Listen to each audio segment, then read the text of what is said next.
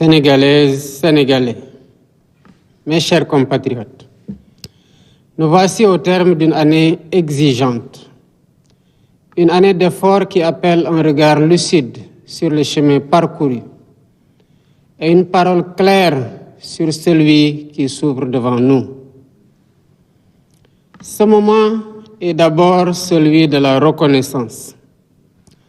Reconnaissance envers nos forces de défense et de sécurité qui accomplissent leur mission avec professionnalisme, discipline et un sens élevé du devoir. Reconnaissance envers nos autorités religieuses et coutumières, gardiennes de l'équilibre social, de l'apaisement des consciences et des valeurs qui fondent notre vivre ensemble. Reconnaissance aussi envers les Sénégalaises et les Sénégalais d'ici comme de la diaspora. De votre bravoure, de vos mains, de votre intelligence et de votre patience, naît chaque jour cette force tranquille qui fait tenir la nation et éclaire son avenir. Mes chers compatriotes, le serment que j'ai prêté devant la nation et devant Dieu engage ma conscience et ma responsabilité au plus haut niveau. Il exprime mon devoir de respecter la Constitution, de protéger la République et de servir avec la même exigence chaque Sénégalaise et chaque Sénégalais. Cette fidélité au serment s'accorde avec une fidélité tout aussi essentielle, celle qui lie notre action au projet de transformation que nous avons porté devant le peuple. Ce projet fondé sur la justice, la souveraineté, la transparence, l'équité et la dignité humaine reste la boussole de nos choix. J'y demeure attaché avec la même constance dans l'esprit du Djoub, Djoubal, Djoubanti. L'année qui s'achève aura été pour notre pays un moment de vérité. Elle a mis au jour des déséquilibres profonds, révélé l'ampleur des défis accumulés et rappelé l'exigence de redresser l'État avec sérieux, méthode et transparence. Un travail approfondi a été mené à l'intérieur de nos partenaires afin d'établir un diagnostic partagé et de dessiner des solutions durables. Dans le même mouvement, des avancées concrètes ont été réalisées. La continuité de l'État a été assurée, les services publics renforcés et les secteurs les plus vulnérables accompagnés. La baisse progressive des prix des produits essentiels s'est traduite par un allègement réel du coût de la vie. Les mesures de réduction des prix de plusieurs produits essentiels ont représenté 342,5 milliards de francs CFA d'économies pour les ménages en 2025. Cet effort se poursuivra en 2026. Je tiens à cet égard à saluer l'engagement du Premier ministre Ousmane Sonko et de l'ensemble du gouvernement. L'amélioration progressive de l'environnement des affaires, l'intensification de notre diplomatie économique et la tenue du Forum Invest in Sénégal ont renforcé la crédibilité du pays et consolidé son positionnement comme une destination d'investissement fiable et attractive. Mes chers compatriotes, la décision politique de porter le registre national unique à 1 million de ménages a rendu l'action sociale plus juste et plus efficace en orientant les appuis vers celles et ceux qui en ont réellement besoin. Cette exigence d'équité s'est prolongée par un soutien accru à l'autonomisation économique des femmes et des jeunes, avec l'émergence de 1060 coopératives productives solidaires. Dans le domaine de la santé, le gouvernement a constamment cherché à améliorer le quotidien des familles. Des structures de proximité ont été ouvertes ou réhabilitées, les plateaux techniques renforcés, le SAMU rapproché des terroirs et des maternités mises à niveau. Cet effort s'est traduit en 2025 par l'ouverture de 34 postes de santé et le déploiement de 76 ambulances médicalisées. Ce nombre sera porté à 112 ambulances médicalisées en 2026. L'année 2025 a également marqué des progrès décisifs dans le champ productif, notamment grâce à la mise à disposition d'équipements appropriés et d'intrants suffisants aux acteurs agricoles. Dans les campagnes, la production céréalière a dépassé 2 500 000 tonnes, tandis que la filière arachidière a retrouvé une dynamique porteuse. L'industrie a connu un tournant avec la relance de la Sonacos. Après 2 années d'arrêt, recréant plus de 2300 emplois directs. Cet effort se poursuivra en 2026 grâce à une dotation de 25 milliards destinée au renouvellement de l'outil de production. À l'échelle nationale, plus de 8000 petites et moyennes entreprises ont été accompagnées, permettant de consolider ou de créer près de 130 000 emplois directs et indirects. Mes chers compatriotes, préparer l'avenir signifie aussi investir dans la jeunesse et dans le savoir. 2401 salles de classe ont été livrées, accompagnées de 1389 blocs administratifs, 1112 blocs d'hygiène et 92 km de clôture sécurisés. 2000 enseignants ont été recrutés dans les zones prioritaires et plus de 500 enseignants-chercheurs vont rejoindre les universités, les instituts supérieurs d'enseignement professionnel et les écoles supérieures. 8 nouveaux ISEP vont renforcer l'accès à une formation professionnelle supérieure de qualité,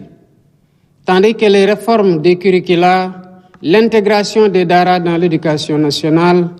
la réorientation vers les sciences, les technologies et les formations professionnelles et numériques vont accompagner cette transformation. Enfin, les infrastructures ont continué de transformer la vie quotidienne. Près de 280 km de routes ont été livrés. Plus de 100 km de pistes rurales ont reconnecté 86 localités. Et l'accès à l'eau potable comme à l'électricité s'est élargi, avec 831 799 concitoyens qui ont eu pour la première fois accès à l'électricité. Ces résultats, parmi d'autres, rapprochent les familles, soutiennent l'activité économique et redonnent souffle à des zones longtemps enclavées. Mes chers compatriotes, l'année 2025 a été celle de la rigueur et de la résilience, ainsi que celle de la consolidation de la transparence et de la vérité dans notre démarche. Grâce à une réduction drastique du train de vie de l'État, à une gestion plus exigeante, à la renégociation des contrats et à la rationalisation de plusieurs niches, l'État a dégagé plusieurs ressources qui seront intégralement consacrées aux investissements prioritaires de 2026. L'année qui s'ouvre sera ainsi celle de la relance effective de l'investissement public. Dans l'éducation, afin d'accélérer l'éradication des abris provisoires et améliorer les conditions d'apprentissage, 29 milliards sont prévus au titre de l'année 2026, sur un budget global de 62,8 milliards destiné à la construction et l'équipement de 2500 salles de classe, 300 blocs administratifs, 50 000 mètres linéaires de clôture et 480 blocs d'hygiène, entre autres. L'enseignement supérieur et la formation professionnelle et technique ne seront pas en reste, avec un budget prévisionnel de 31 milliards pour la construction, la réhabilitation et l'équipement des bâtiments dans les universités notamment. La santé bénéficiera d'un effort majeur, avec 91 milliards de francs CFA destinés à la construction de 35 centres de santé de proximité de grand standing, à l'achèvement de l'hôpital oncologique de Diamniadio et au renforcement des plateaux médicaux sur l'ensemble du territoire national. L'accès à l'eau constituera une priorité stratégique. Le grand transfert d'eau sera lancé avec un premier investissement public de 50 milliards. Il permettra de mobiliser un volume de 1 800 000 mètres cubes par jour, afin de prendre en charge sur le long terme les besoins en eau potable des centres urbains de Dakar, Mbour, Thiès et de Touba, sans compter l'irrigation de près de 15 000 hectares en appui aux objectifs de souveraineté alimentaire et de renforcement du secteur de l'élevage. L'hydraulique rurale sera aussi renforcée avec la relance de la phase 2 du projet d'approvisionnement en eau potable d'un montant de 55 milliards pour la réalisation, entre autres, de 101 forages et de 96 châteaux d'eau. Les infrastructures connaîtront une accélération significative. Plus de 100 milliards seront engagés pour les routes, les aménagements urbains et les équipements structurants, y compris ceux liés aux Jeux olympiques de la jeunesse Dakar 2026. Les programmes PUDC, Puma et Promoville disposeront de 51 milliards pour renforcer les services de base et désenclaver les territoires. La construction du deuxième pont de Ziguinchor, avec une dotation initiale de 25 milliards de francs CFA, améliorera durablement la mobilité dans cette région. Dans le même temps, le plan Diomaye pour la Casamance, dont l'impact est déjà significatif, s'étendra progressivement aux autres départements des régions du Sud. Le monde rural bénéficiera d'investissements ciblés, avec 18 milliards dédiés aux coopératives agricoles communautaires et aux premières fermes intégrées, ainsi que plus de 91 milliards pour les agropoles du Sud et du Centre, afin de renforcer la production, la transformation locale et l'emploi. Dans le domaine de l'énergie, l'année 2026 marquera une accélération décisive avec le raccordement prévu de 3 637 localités supplémentaires, représentant 113 654 ménages et environ 1 235 755 personnes. Parallèlement, le Sénégal franchira une étape majeure vers la connectivité universelle, avec le déploiement d'antennes satellitaires permettant à près d'1 million de personnes d'accéder gratuitement à l'Internet en 2026, ouvrant ainsi de nouvelles perspectives pour l'éducation, la santé, l'entrepreneuriat et l'inclusion numérique. Enfin, l'accès au logement sera soutenu par 20 milliards de francs CFA destinés à impulser le programme des 30 000 logements et le programme de rénovation urbaine. Ces choix traduisent une conviction claire. Le Sénégal dispose des ressources, de l'intelligence collective et de la capacité de travail nécessaires pour se relever, se transformer et bâtir son avenir par ses propres efforts, avec sa jeunesse comme moteur et son peuple comme force. Mes chers compatriotes, le Sénégal a choisi de demeurer fidèle à ce qui fonde sa force. Une démocratie vivante, un état de droit exigeant et une tradition de dialogue profondément enracinée. C'est dans cet esprit de continuité et de responsabilité que les réformes engagées ont été poursuivies afin de renforcer la solidité et la crédibilité de nos institutions. L'Office national de lutte contre la corruption a été installé à l'issue d'un appel à candidature ouvert et transparent, selon un principe désormais étendu à plusieurs autres entités de la République, pour consacrer la compétence, l'intégrité et le mérite comme critères de gouvernance publique. Dans la même dynamique de réforme, les comités ad hoc issus des assises de la justice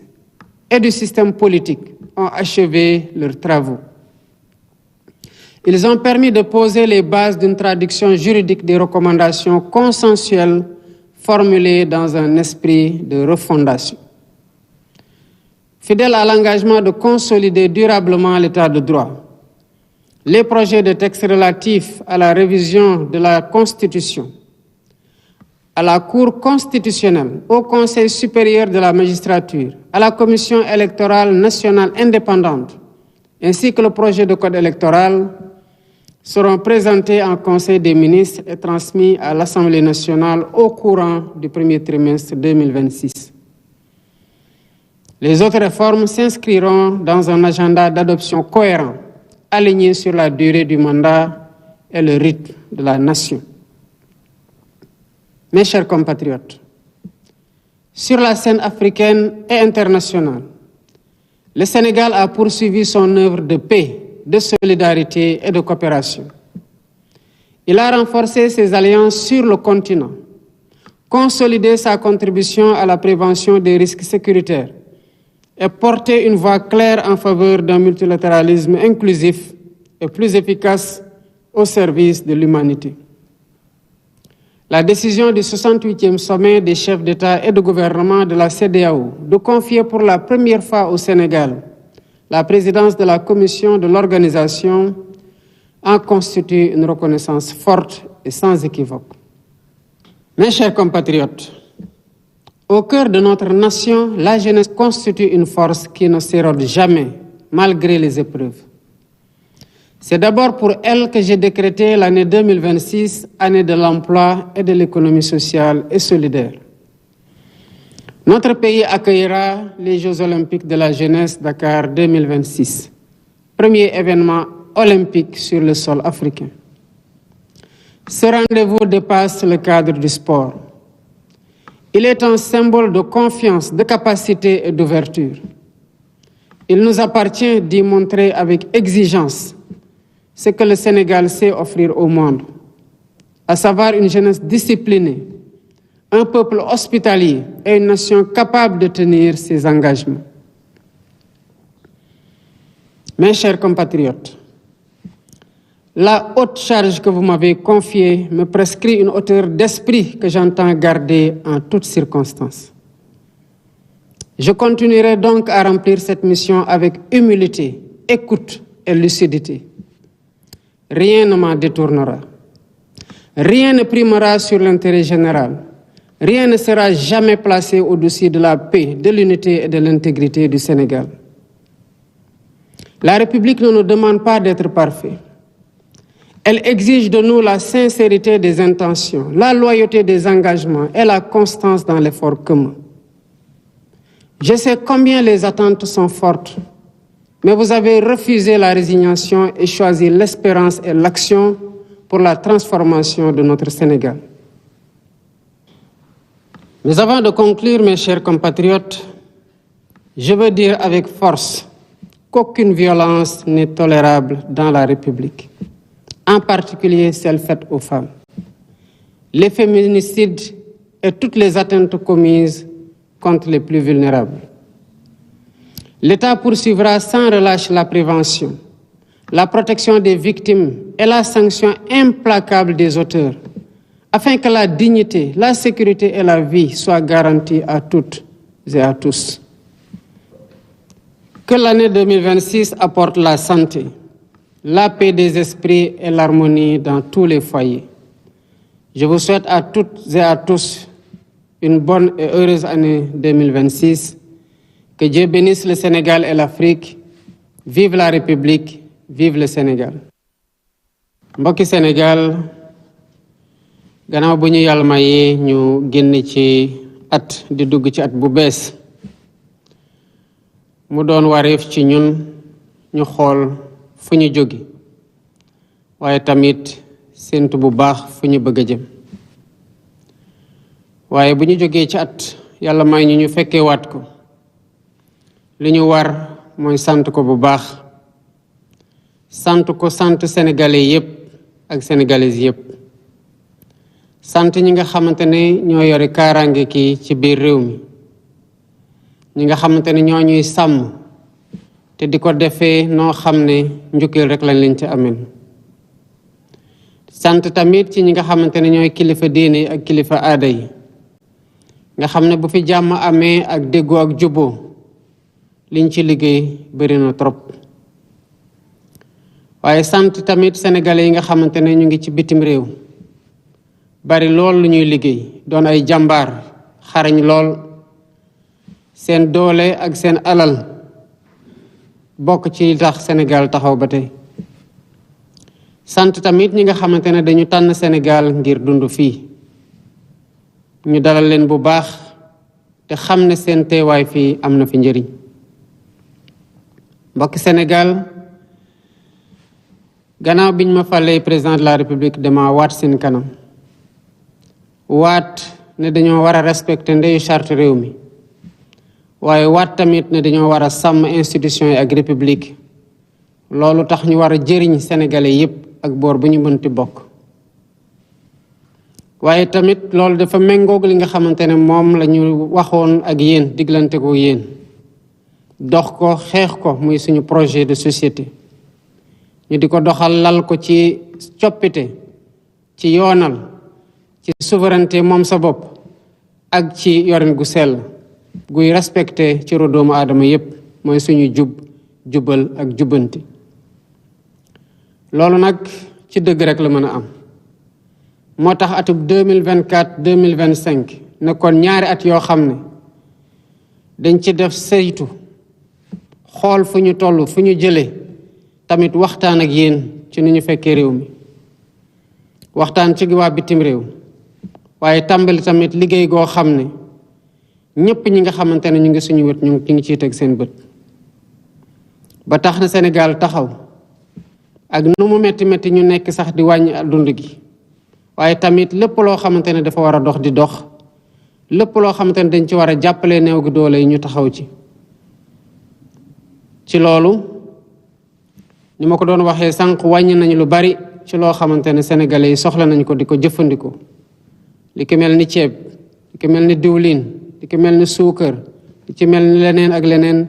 ba sax li ci mujjee muy lii di carburant bi ak électricité bi. loolu buñ ko xayma toll na ni 300 milliards ak ñeent fukk ak ñaar yoo xam ne daanaka sénégalais yi téye nañ ko ci loo xamante ne dañ ko doon dépenser. moo tax may taxaw di sargal bu baax gouvernement bi ci njiital premier ministre Ousmane Sonko ci noo xamante ne lépp lu leen war ci liggéey gi ci engagement ñu ngi ci. loolu tax na ba Sénégal gën a renforcer lii di crédibilité économique am, maanaam nit ñi gën ñoo wóolu, nit ñi liggéeyee tamit gën a tëggaat lii tax nit ñi di mën a ñëw di dugal comme suñu réew mi. taxaw nañ ci bu baax te Forum Invest in Sénégal buñ fi organisé woon wane na que investisseurs yi wóolu nañ Sénégal ndax wóolu nañ ñi fi nekk te doy dal ñu leen. ñu ngi wéyal tamit di jàppale ñépp ñi nga xamante ne am nañu jafe-jafe. def nañ ko ci ñoo xamante ne mbënn mi laal na leen, waaye gën nañoo yaatal li ñuy wax registre national unique, yóbbu ko ba 1 million de ménages yoo xam ne jàpp nañu ne ñi ñu war a dimbale lañ. loolu waral dès 2026 dinañ tàmbaliwaat di fay bourse de sécurité familiale yi gannaaw nu ñu taxawoo seetlu ba saytuwaat fichier bu nu mu mel. noonu la ñu jàppalee tamit ñoo xam ne ñu ngi créer ay coopérative sociale solidaire ba ren gii ñu def ci lu toll 1,000 ak juróom fukk coopérative. ci wàllum paj mi lu bari loo xamante ne ci ay structure de santé ubbi nañu ko, gën a renforcer plateau technique yi, sami bu ñu gën ko jéggale, moom ay maternité yu bari yoo xam ne dañ ko gën a ñongal. looloo waral bu ubbi nañu lu mat 404 poste de santé yi, joxe 241 ambulance médicalisée te fas yéene joxe 102 ambulance médicalisée te at yi nga xamante ne ci la ñuy jëm. waaye tamit Sénégal taxawul, mu ngi continuer di wéyal dynamisme. lépp loo xamante ne ay jafe-jafe la ñu ngi koy dox di ko saafara ba tax na ci wàllu mbéy mi daanaka ren gii ñu génn joxe nañoo lu bare ci engrais te joxe ko ci app buñ ko war a joxe. ñu ngi tamit di accompagner béykat yi ci leen gën a jox matériel. looloo tax campagne bu ñu def ren campagne bu baax la, nawet bu baax la ci wàllu céréales waaye tamit ci wàllu gerte. loolu moo ñu dimbali ba ñu doolelaat bu baax Sonacos, waaye nuñ ko dooleel noonu tax na mu jur 2,300 liggéeykat yoo xamante ne jël nañu leen. noonu la ñuy jàppalee tamit ñi nga xamante ne ñu ngi góorgóorlu te yore ay entreprise yoo xamante ne yu yemamaay la ba dimbale leen ñu gën a taxaw ñi nga xamante ne ñoo fay liggéey mën a téye liggéey gi. ci wàllu éducation ak formation daanaka ubbi nañu daaw lu mat 2,000 salle de classe ak 400 ak benn boole ko nag ak bloc administratif ak bloc d'hygiène yu bare noonu tamit moo tax ñu mën a recruter 2000 enseignants yoo xam ne ci zone yi déficitaire la ñu leen yóbbu maanaam foo xamante ne jàngalekat yi dañu faa manqué woon ci naka noonu la ñu jëlee tamit lu mat 800 jàngalekat ngir njàng mu kawe ga kon ñu ngi continuer di pousse effort yooyu di ubbi ay ISEP yu bees di réforme curriculaire daara yi waaye tamit di dugal lii di science ak technologie ci formation bi lii nga xamante tamit mooy yoon wi ak désenclavement bi maanaam naka la ñuy fexee ba gox-goxaan yi lëkkaloo ba déplacement gën a yomb ci ñëpp daanaka daaw rek livré nañu lu mat 280 kilomètres ak ay piste rurale yoo xamante ne def nañ ko ci lu bare bari ci réew mi noonu la ñuy jàppalee ñu bari tamit ba mënuñu woon jot ci courant gi jot nañu ci 2026 nag dafay tombeel Sénégal gën a góorgóorlu mën a gën a dugal alal ci biir li nga xamante ne moo koy doxal ba liggéey nañu gën a takk suñu biir ci lu bari loo xamante ne ci budget de fonctionnement la woon gën a wàññi train de vie de l'État gën a waxtaan ak ñoo xamante ne ñoom la ñu signé loon ay contrat waaye tamit dem fekk ji alal joo xamante ne lu ñu waroon jël bu yàgg te jotuñu ci ñu ji ci liggéey waaye lépp dañ ko nar a dugalaat ci lii de investissement prioritaire ci 2026 kon atum 2026 day nekk at goo xam ne dinañ dugalaat alal ci njàng mi ci paj mi ak ci tabax réew mi looloo waral ci paj mi dinañ ci dugal 9 ci milliards ngir mën a liggéey lii di 5 centre de santé jeexal tamit hôpital bi nga xamante ne ñu ngi koy tabax ci wàllu cancer ci Diamniadio ak defaraat ay hôpitaux yu bari yoo xamante ne seen matériel dañ ko war a ñongal ci naka noonu la ñu naral dugalee xaalis yu bari tamit ci lii di ndox mi grand transfert d'eau bi nga xamante ne dañu war a jële ndox Lac de Guiers indi ko ba ci Thiès Dakar Mbour ak Touba fas yéene nañu ci dugal li mat 40 milliards kon noonu lañ ko nar a continuer dugal tamit yeneen alal yoo xamante ne ci PUMA bi ci PUDC lépp rek ngir gox-goxaan ñuy mën a gis seen bopp ci ni Sénégal di doxe fas yéene nañ tamit pont de Ziguinchor dugal ci lu mat 25 milliards ngir tàmbaliku ni ñu nar a wéyalee plan Diomaye pour la Casamance bi nga xamante ne ci tukki gi ma fa amoon nemmeeku gis naa résultat yi nga xamante ne joxe nañu ko dinañu tamit gën a gunge ñi nga xamante ne ñoo nekk ci dëkku kaw yi fas yéene dugal lu mat 17 milliards ci lii di coopérative yoo xamante ne commencé nañu ko créer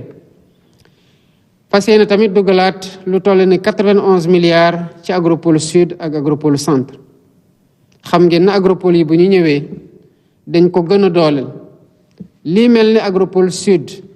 waroon nekk 57 milliards dañ ko yóbbu ba 109 milliards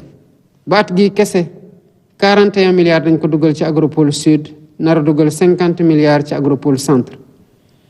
wàllu dëkkuwaay bi tamit 20 milliards lañ ci waajal ngir tàmbale programme 30 000 logements yi waaye gunge tamit lii di programme de rénovation urbaine bi nga xamante ne ministère bu yore wàll woowu mu ngi koy doxal kon dinañu continuer liggéey ci lii nga xamante ne mooy électricité lu toll ne 3637 localités maanaam 3,7 ak fanweer ak juróom-ñaar ci ay gox-goxaan am nañoo yéene ci lu ñu programmé 2026 jox leen courant kon 2025 wane na mën nañoo tàmbale liggéey comme ni ñu ko defee waaye 2026 tamit dina gën a wane que mën nañoo gën a sori loolu moo waral ba connectivité universelle maanaam fu nit taxaw ci biir Sénégal mën fa connecté wu ci nu mu normale fas yéene nañ ko matal ci 2026 ba lii di million doomu aadama ci biir réew mi am nañu yéene jox leen connexion ci lu ñu dul fay dara Sénégal tamit mu ngi wéyal di nekk démocratie buñ ko xamee loolu ànd ak réforme ànd tamit ak état de droit bu exigeant waaye tamit lépp ñu ko defee ci waxtaan joo xamante ne at gu ne ñu amale ko office national de lutte contre la corruption maanaam luy xeex wàllum ger gi installé nañu ko awale ko ci appel à candidature bu ñëpp mën a bokk buñ ci paree ñu tànn ñi nga xamante ne ñoom lañ jàpp ne ñoo gën a xarañ ñoo gën a mën a yelloo pour def liggéey bi lal ko ci seen xam-xam ci seen njub ak ci seen mérite lii di comité yi nga xamante ne la ñu defoon ci gannaaw bu ñu defee assise de la justice ak assise sur le système politique pare nañu seen liggéey ba jébal ko kon ci ñetti weer yu njëkk ci année 2026 dinañu adopté texte bii de révision constitution lii di samp cour constitutionnelle révision conseil supérieur de la magistrature commission électorale nationale indépendante ak code électoral bi nga xamante ne fas yéene nañ ko jébal assemblée nationale pour ñoom ñu mën kaa voter ci wàllub diplomatie Sénégal mu ngi wéyal mbaaxam maanaam dox ci jàmm gën a xaritoog ak dëkk yu bari waaye tamit jël waxtaan jiital ko ci lépp loo xamante ne moom la ñu nekk di jëflanteel ak yeneen réew yi loolu nag jur na kóolute goo xam ne tax na ci njëlbeen ci bi Sénégal moomee boppam ba tey ak bi CEDEAO existé ñu jël commission CEDEAO jox ko Sénégal pour mu présider ko 2026 pour la première fois kon muy reconnaissance ak crédibilité wu diplomatie sénégalaise ñuy di jaajëfal diplomate yépp ci biir Sénégal ak ci bitim réew 2026 dama ko wax mooy année boo xamante ne atum ndaw yi la waaye at la tamit goo xam ne lépp luy économie sociale ak solidaire maanaam naka la ñuy jàppalante ak ñi néew ji doole yi gën leen dooleel organiser leen ba pare financer leen at gii atub loolu la war a nekk loolu waral ba commencé nañ créer ay coopératives yu bari am ci objectif 10 000 coopératives fii ak 2029 waaye déjà am nañu 1060 coopératives yoo xam ne créé nañ ko te fas yéene ko wéyal ak yeneen structure ci biir réew mi yàlla def nag muy at goo xam ne àdduna wërngal képp dañoo wóolu Sénégal ngir mu organiser premier événement olympique fii ci Afrique muy Jeux olympiques de la jeunesse muy wone kóolute gu ñu am ci suñu Sénégal waaye tamit kóolute gu ñu am ci capacité am wone li nga xamante ne mooy suñu mbaax muy yar di teggin di teraanga dinañ gën a liggéey kon ci loo xam ne day gën a ñongal naka la ñuy teeroo gan yooyu teertu leen ba pare teral leen mu nekk jongante yoo xam ne ndaw yee ko moom waaye suñu ndaw yi wante war ci wone xarañteef gu rëy ak njàppale gouvernement bi te dina mat sëkk incha allah mbokki Sénégal kilifteef bi ngeen ma dénk dafa laaj ci man may jëlale lu bari di bàyyi xel lu bari rawatina nag lépp loo xamante ne luy sàmm jàmm gi la ci biir réew mi kon loolu ngeen ma dénk dinaa ko wéyal di ko doxal ànd ceeg déglu waaye ànd ceeg xel dara duma ci jële duma mos a jël lenn féetale ko ci loo xamante ne moo war a féete ñépp ci kaw muy Sénégal duma jël lenn féetale ko ci kaw jàmm ji ci biir Sénégal wala jubóo ga ci biir Sénégal waaye lépp luy sàmm Sénégal di fi andi dal mbokki Sénégal kilifteef bi ngeen ñu dénk day laaj ci ñun yéene gu rafet gu sell sàmmanteeg li nga xamante ne digle nañu ko ba pare di liggéey ngir jëmal loolu mbokki Sénégal xam naa ne yaakaar gi bari na te rëy na muy responsabilité gu mag ci man mii ak ci ñi ma àndal waaye gis naa yéen tamit donte mbir mi metti woon na ci bu ñuy door xaddiwu leen bàyyiwu leen yéen ñëpp takk seen ndigg booloo ci gouvernement bi jàppale ko ngir lépp jëm ci kanam loolu tax na lu ñu metti ñu war kaa muñ lu xew ñu war koo xool waaye ànd ci xel ak déglu rawatina kilifa yi nga xamante ne ñu ngi ñuy woo di waxtaan ak ñun ci lu bari kon maa ngi dalalaat seen xel bu baax a baax a baax ci jàmm gi ci biir Sénégal mooy sama yiite te ci lay xëy ci lay gontu balaa may jeexal mbokk Sénégal bëggoon taxaw ci lenn loo xamante ne lu ñaawlu la te dara mënu koo layal ci biir Sénégal muy nii ñuy sonnalee ñi néew gi doole gi rawatina jigéen ñi ci fan yi ñu génn ñu gis ci ñoo xamante ne sànku nañu ci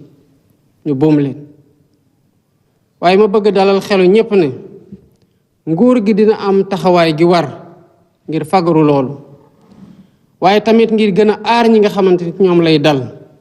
waaye tamit teg daan ñi nga xamante ne ñoo koy def ngir gën a sàmm àq ak yelleefu ñépp garantir leen ñépp sécurité. yàlla na at gii nga xamante ne ñu ngi ciy dugg andi wér-gu-yaram ak jàmm ci xol yi ak ci xel yi ci biir dëkkuwaay yépp. maa ngi leen di ñaanal atum jàmm di ko ñaanal Sénégal di ko ñaanal Afrique bi yépp waaye di ko ñaan tamit ngir àdduna déwénati